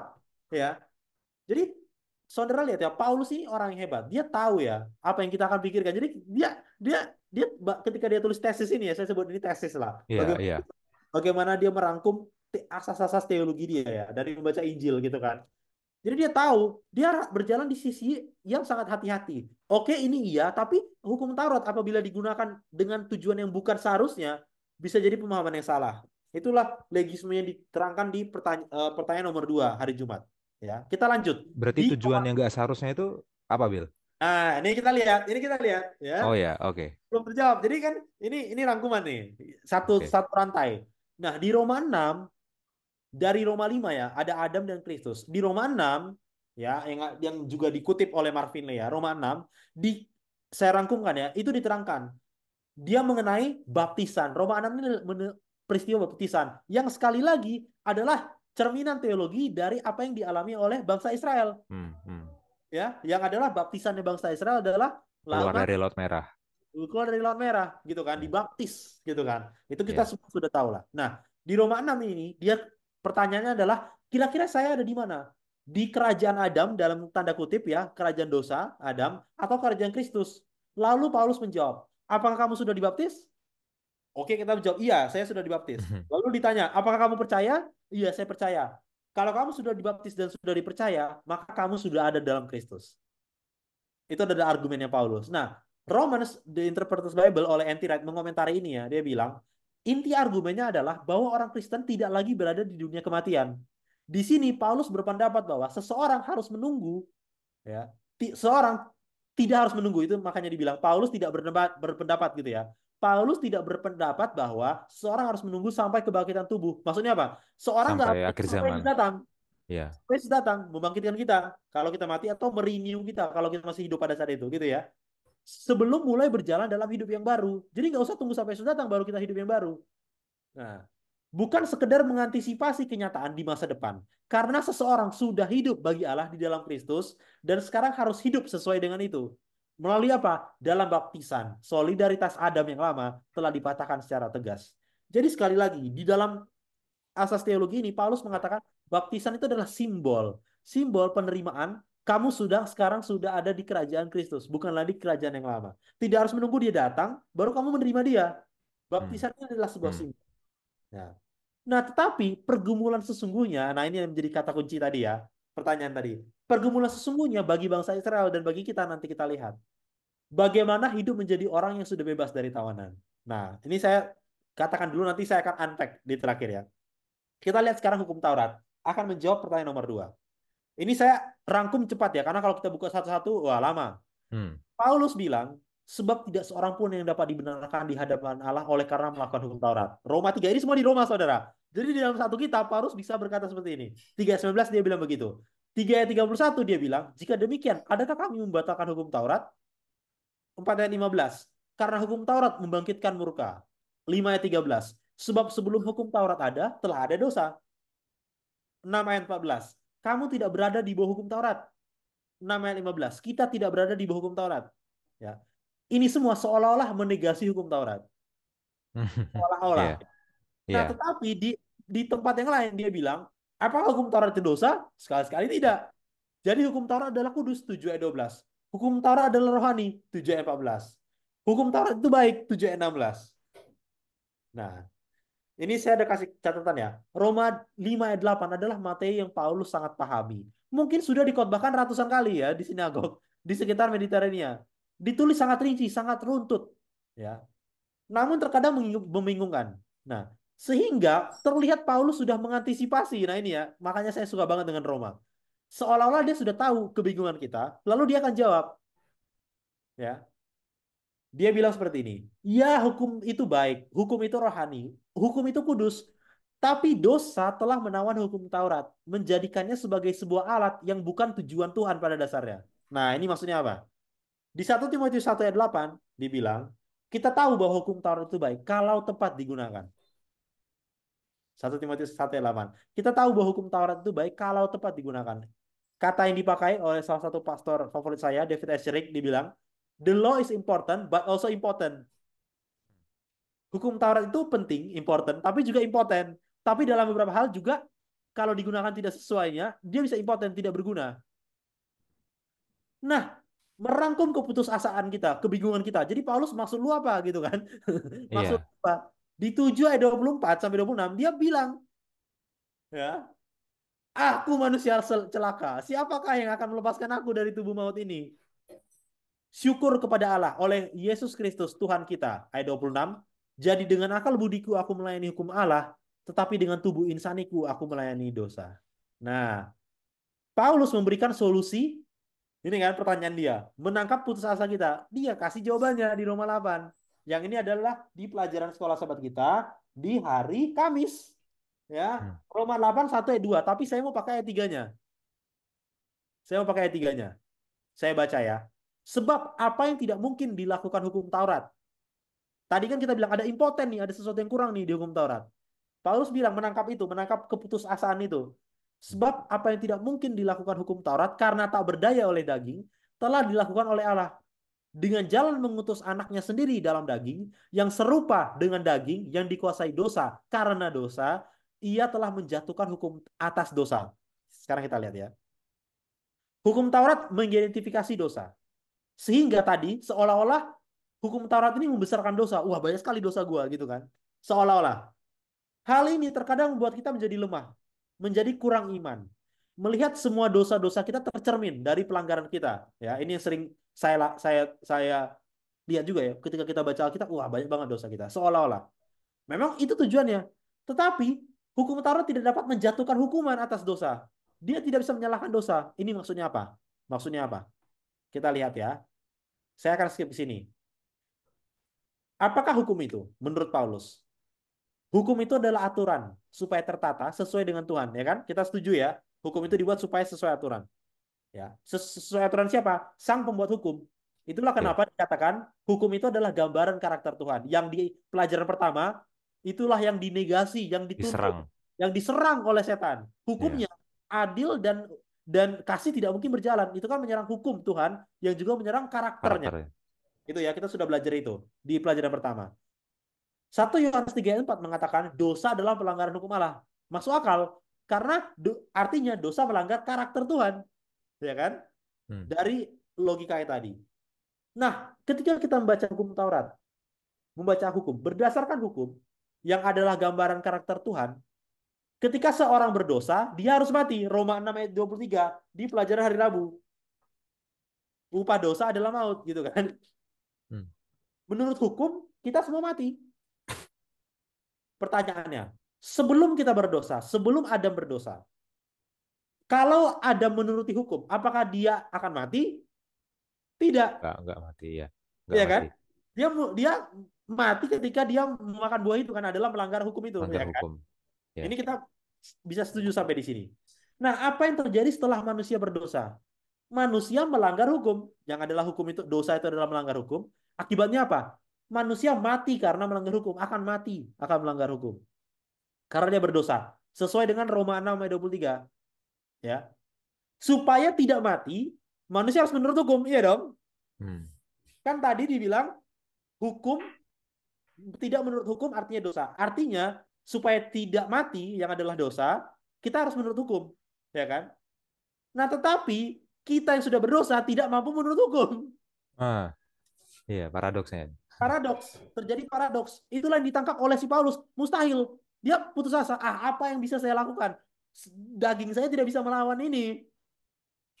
Ya kan, saya tahu menurut hukum Tuhan membawa kehidupan yang kekal, tetapi saya tidak mampu. Itulah mustahil. Itulah kenapa di Roma 7 ayat 10 Paulus mengatakan, ya ini saya buka aja ya, takutnya saya salah kutip.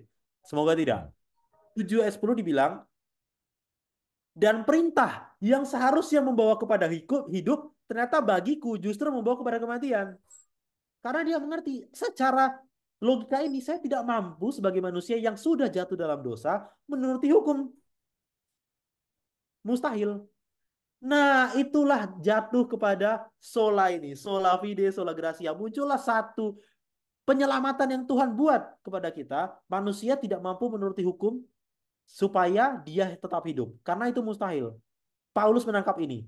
Tuhan menangkap ini, dibuatlah jalan keselamatan oleh iman melalui kasih karunia. Itulah si Tuhan kita, Yesus Kristus. Dia mati. Tapi apakah dia mati karena melanggar hukum? Tidak. Berbeda dengan kita. Lalu dia tidak selamanya mati. Dia bangkit. Karena memang dia tidak berdosa. Ya, dia tidak melanggar hukum. Nah, jadi Tuhan memberikan jalan iman, pengharapan kepada kita. Kita beriman kepada orang yang mati tapi bukan karena melanggar hukum dan yang telah hidup karena memang dia layak hidup. Pengharapan kepada seseorang inilah yang memberikan jalan kepada kita melalui iman, melalui iman.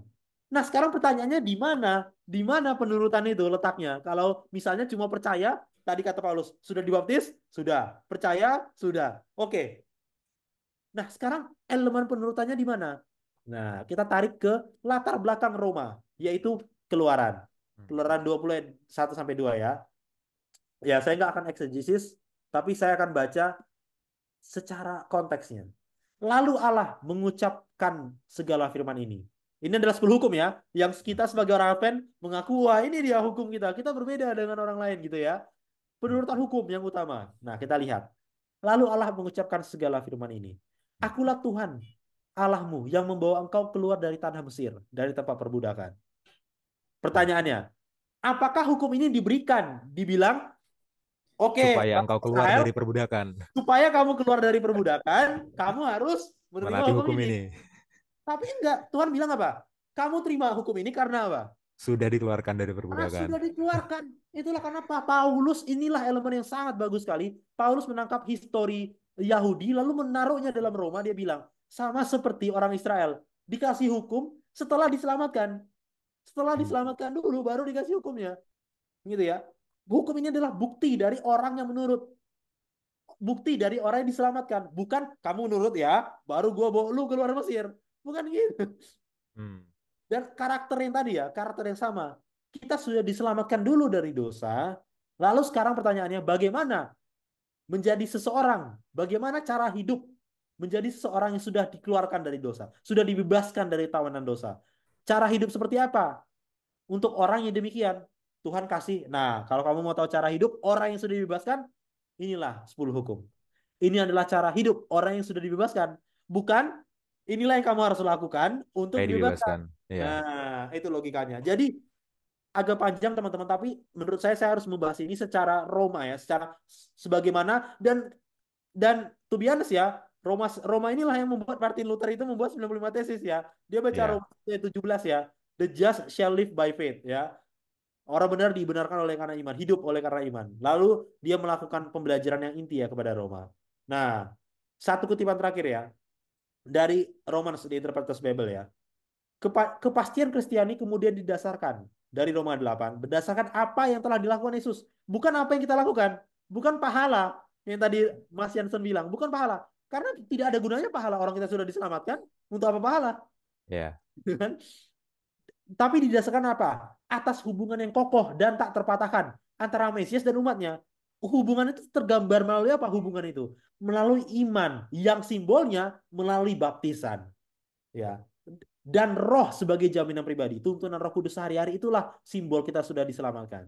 Supaya apa? Supaya kita tidak berpuas diri. Supaya apa? Oh, karena pahala saya ini. Itu ya, ingat Efesus tadi ya, saya tarik ke atas nih. Efesus tadi di awal ya. Nah, itu bukan hasil pekerjaanmu. Nah, itu dia. Itu Hmm. bukan hasil. Itulah kenapa anti Red bilang supaya kita tidak bermegah diri. Supaya kita tidak bermegah diri. Nah, mungkin seperti itu Mas Yansan. Yang bisa saya jelaskan tentang sola Iya. fide ya. Ini sumbernya. Gitu. Ini sumbernya. Iya. Terima kasih ya Bill ya. Sangat detail ya. Dan memang Roma ini surat dengan teologi yang paling ini ya. Paling apa Iya. istilahnya? Sophisticated apa itu? Iya. Apa itu Apa ya? sophisticated? Ya paling rumit, Dalam rich rumit, gitu. Kaya. rumit detail ya. Iya. Jadi dia menangkap doktrin keselamatan itu dalam pasal pasal 5 sampai pasal 8 ya, meskipun Ya. di seluruh kitab itu jelaskan tapi utama pasal 3 sampai pasal 8 ya. Iya. Dan mendengar penjelasan Bill ya, secara aplikasi komentar saya adalah mengingatkan kita sebagai orang Advent ya, Hmm. yang hukum banget nih orangnya nih. Ya, benar. Hukum banget kan kita ini kan. Jadi kayak sabat itu, luar biasa. Iya, jadi ingat tadi yang Bill sampaikan ya, Roma, Paulus yang menulis dalam surat Roma, hukum itu penting, jelas, clear, ya, bermanfaat, jelas, clear, gitu ya. Bermanfaat dalam kadarnya sebagai cermin, Hmm. ya kan? Tapi jangan pikir hukum itu bisa menyelamatkan dan dengan kita gereja setiap sabat, kita melakukan ini, melakukan itu jadi sabat, jadi apa sorry, jadi selamat, Hmm. gitu kan? Akhirnya keselamatan hanya oleh kasih karunia itu yang pertama, sola gratia dan hanya diterima melalui iman, Man. sola fide. Secara sejarah gereja Katolik pada era itu berkata bahwa keselamatan itu bisa dicapai melalui iman dan perbuatan, bukan hanya oleh iman saja, iman dan perbuatan. Secara umum perbuatannya apa? Apa membeli surat Penghapus dosa. penghapus dosa itu bisa membawa keselamatan. Nah, ditentang ini oleh Martin Luther. Makanya Martin Luther menulis banyak banget tentang surat Roma akhirnya, Iya, banyak ya sekali. kan? Nah, bagi kita orang Advent yang berakar dari Protestan dan tentu berakar dari ajaran Paulus, yang tentu berakar dari ajaran Yesus gitu ya. Iya. Ya, marilah kita yang pertama menghargai pentingnya Taurat. Nggak ada itu Taurat dibatalkan, nggak ada. Tapi Iya. fungsikan dia sebagaimana mestinya. Iya. Jangan pernah berpikir dengan Taurat itu kita bisa selamat. Jangan. Pahami bahwa sola gratia diselamatkan hanya oleh kasih karunia. Sola fide. Kita menerima itu hanya oleh iman saja kita kita menerima keselamatan itu. Hmm. Ya, mungkin bukan Alkitab ya. Torah itu lebih ke hukumnya ya mungkin ya.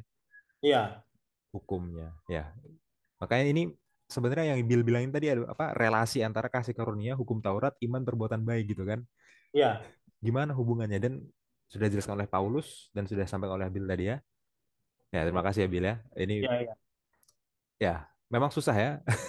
Ya susah. Memang BTW, susah. kalian tahu ini. Ini ini adalah khotbah saya ya sebenarnya. Iya, jadi Bill pernah mau khotbah ini, cuman karena satu dan lain hal belum belum Belum jadi ya, dibawakan. karena Tapi jadwalnya berubah dan lain sebagainya. iya. Dan ini 50 slide ya. Saudara bayangkan 50 slide saya harus. Makanya saya tadi copy dulu supaya nggak panjang. Tapi saya Iya, rasa ini udah panjang gitu ya. Udah panjang. Tapi gimana? Roma itu kalau ditarik satu nanti takutnya puzzle-nya hilang gitu. Kayak iya, iya. Kalau kita cuma kutip ini, garis besarnya nggak dapat nanti. Iya, nggak dapat, nggak dapat, nggak dapat. Iya. Mantap, mantap. Ada yang lagi kan mau kita tambahkan? udah. Ya. Jadi teman-teman, seperti yang saya bilang tadi, pertanyaan nomor satu menurut saya sudah dijawab ya. Satu, dua, tiga, empat. Iya, iya udah terjawab semua ya. Sudah terjawab semua ya. Bagaimana keseimbangan? Nah, itu tadi udah dijawab ya. Pertanyaan nomor satu. Nomor dua, legalisme itu tadi udah dijawab. Nomor tiga, keselamatan oleh kasih karunia yang tidak dipahami dengan benar. Nah, itu ya. Jadi, apakah kasih karunia berarti bisa tidak menurut hukum? Lah, salah. Menurut hukum itu adalah bukti dari menerima kasih karunia. Iya, Eh, itu ya. Adalah the way of life kalau saya bilangnya, the way of life. Karena itu yang Tuhan bilang, inilah the way of life bagi kamu yang sudah diselamatkan, gitu ya. Itu nomor tiga. Nomor empat, apakah ini dimaksud oleh beberapa orang ketika mereka menggunakan istilah kasih karunia murahan? Maksudnya apa? Kasih karunia yang cuma-cuma, tinggal percaya, ya kan? nggak perlu berbuat baik, nggak perlu Berbuat menurut. baik kita tidak ada andil apapun. Ya, itu adalah bukti dari ini. Balik lagi ya. Nah, jadi menurut saya itu udah terjawab. Ada lagi Mas Jansen? Iya, untuk pertanyaan nomor 4 yaitu kalau kasih karunia murah cuma-cuma diberikan iya, tapi kalau murahan enggak ya. Ah, Karena kalau murahan, value ya soalnya ya. kalau murahan jadinya kita nggak menurut. Padahal kan Hmm, diselamatkannya cuma-cuma, tapi respon orang yang diselamatkan kan menurut. iya, Jadi dia murah karena diberikan cuma-cuma, tapi dia nggak murahan, makanya harus dihargai. iya, iya, Cuma-cuma tapi harus dihargai. Bukan supaya selamat, tapi karena sudah diselamatkan itu dihargai dengan penurutan hukum perbuatan baik seperti itu. iya. Satu kata yang dipakai oleh darah yang mahal gitu ya. Jadi nggak Ya. murah kan? Orang darahnya mahal. Gitu. Iya, Kalau murahan mah ya gampang aja bagi Tuhan gitu kan. Ini Tuhannya iya, susah, ya. Susah iya, dia untuk menyelamatkan gitu. iya Gitu ya betul. Mas Hasan ya. Ya. Oke, kita langsung skip aja ke poin-poin. Atau ada lagi yang mau kita tambahkan? eh Sebelum ke poin-poin ini mungkin kalau waktunya nggak cukup di kelompok masing-masing nggak usah disampaikan, tapi Oke, ada apa tuh? satu poin yang bagus di pelajaran hari Jumat itu, paragraf terakhir ya. Oke, sebentar saya buka. Jumat ya. Iya. Ini nggak langsung berhubungan dengan sola scriptura, sola gratia, sola fide. Cuman Oh iya iya iya. Akhirnya Martin Luther itu menciptakan lagu Ya Allah Kota yang Teguh. iya iya iya. Tadi Nah aku udah ini, baca nih himne ini, lucu juga. nah jadi ini Ya, lagu ini adalah refleksi pengalaman dia selama menjalankan protes ke gereja Katolik ya, menjalankan reformasi ya. Ya ada Ah, bagusnya besok ya dinyanyikan. dinyanyikan ini di sekolah sahabat ya. Entah sebagai lagu tutup sekolah sahabat atau lagu buka sekolah sahabat ya, supaya kita lebih menghayati apa yang dilakukan Martin Luther dengan lagu yang dia ciptakan ini dinyanyikan. Ya itu Iya, aja iya, sih Bil. iya, iya, bagus juga ya, bagus juga itu. Singkat aja. Iya, iya, thank you ya, thank you ya. Oke, saran-saran poin diskusi ya sebenarnya ya semuanya poin sih menurut gua. Ya Tapi soal skriptura itu tadi. yang merahnya aja dulu. Sekolah Ya, skip itu wajib menurut saya. Ini apa yang benar. dimaksud dan apa yang tidak dimaksud ya. Iya, ini udah wajib lah. Saya tulis ya ini. Apa Ya, yang dimaksud dan apa yang tidak dimaksud. ya dengan ayat wajibnya 2 Timotius 3:16. Ya, 2 Timotius 3:6. Nah, Ya, ini kalau bisa tuh. semua member of Sahabat School ingat ini. Kalau bisa Ingat, mati aja, hafal mati ya. hafal mati ya. 7 poin Nah, doang kita aja hafal pembukaan UUD 45 bisa iya, kok. iya. Apalagi cuma 7 poin itu. Iya, tambah 1 ayat gitu ya. Kalau sempat, kalau sempat singgung sedikit tentang apa namanya usaha penerjemahan. Pada era reformasi ya. Iya, Tapi ini nggak wajib kayaknya ya. ya. Kalau ada, Pada kalau era reformasi, Bil.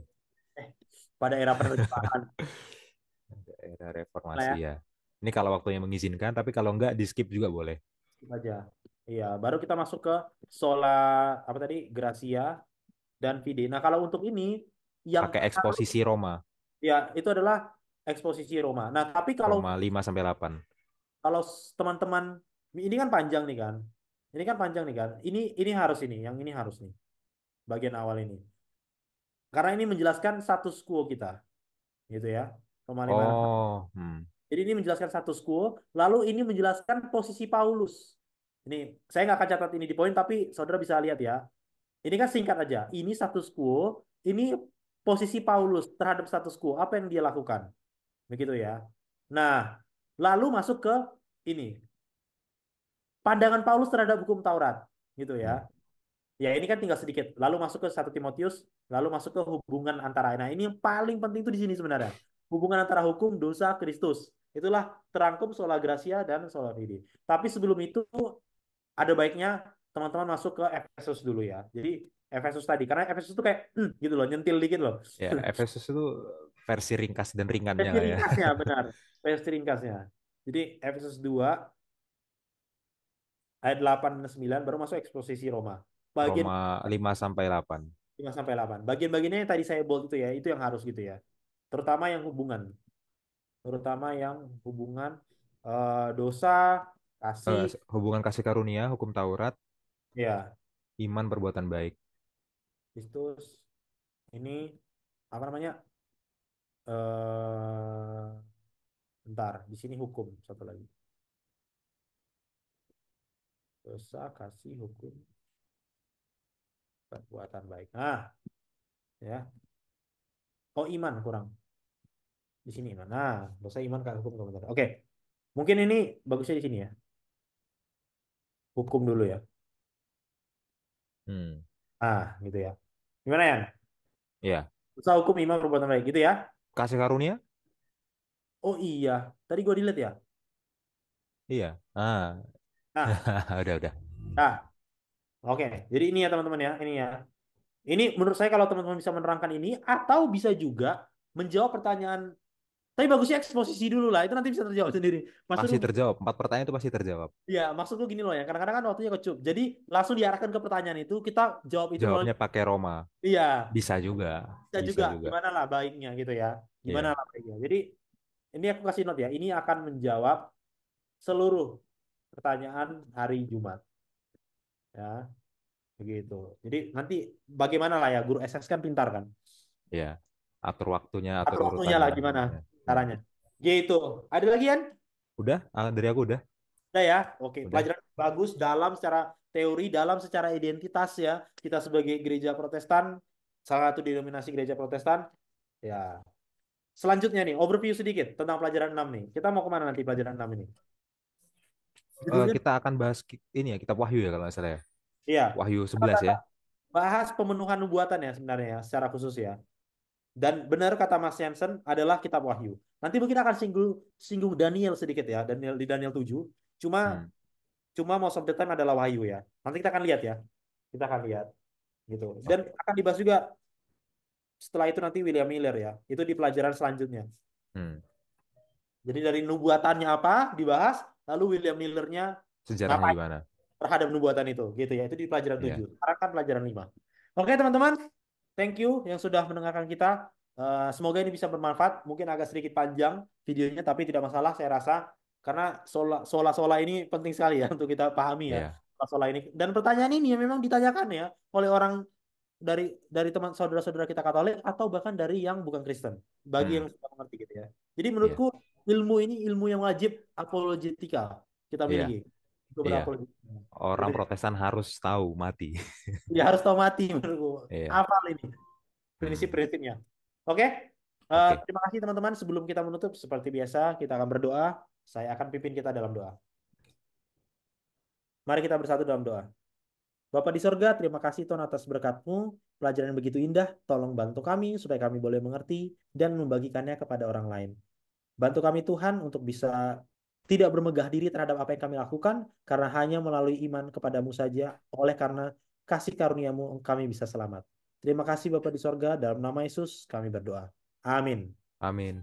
Terima kasih teman-teman. Shalom. Tuhan Yesus memberkati. Shalom semuanya.